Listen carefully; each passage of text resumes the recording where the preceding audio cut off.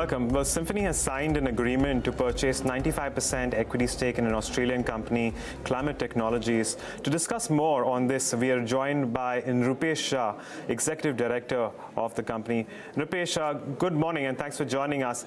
Can you tell us a little more about this acquisition that you're making and what is the rationale behind this one? Climate Technology is about 64 years old company based out of Adelaide, South Australia, having presence in Australia as well as in United States. There are almost 90% of the top line is generated from Australia and remaining from US as well as Africa. In US market, they have forayed recently where they do have an assembling unit in Nevada, and they have a long-term tie-up with Home Depot, who is having 2,200 plus stores in US and North America.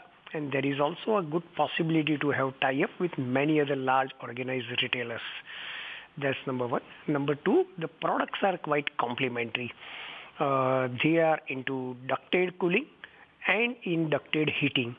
About 55% of the top line is generated from ducted cooling, 5% from air conditioning, and about 40% from ducted heating.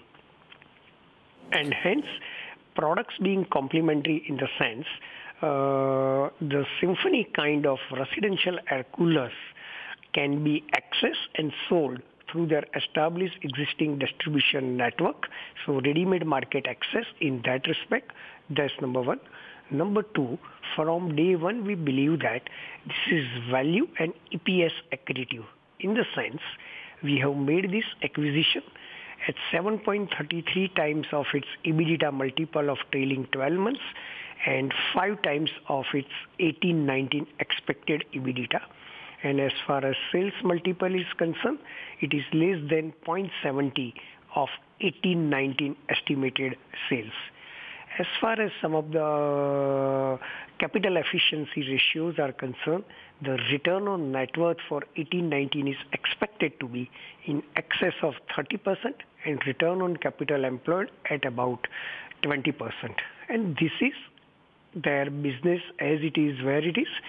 As per the current business plan, we believe that down the line, Symphony can bring and add many other synergies, including supply chain management, on account of Symphony's ground presence in China, sourcing many components of much better quality at a much economical price, and also value engineering. On top of it, this company is also having state-of-the-art research and development facility. They have also developed some of the path-breaking products like solar air cooler.